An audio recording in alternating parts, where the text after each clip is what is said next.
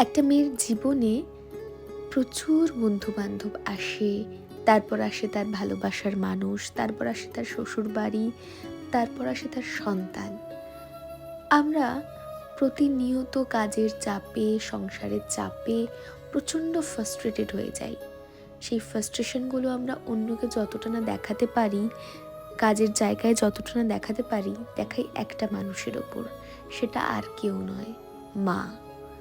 তো অনেক খারাপ ব্যবহার, অনেক চিল্লানো, অনেক মুখ, সব কিছু সহ্য করেও তোমার এত এত গঞ্জনা লাঞ্ছনা সহ্য করেও যেই মানুষটা নিঃস্বার্থভাবে তোমাকে ভালোবাসে এবং প্রতিনিয়ত তোমার জন্য ভেবে যায়, সেটা আর কেউ না, মা।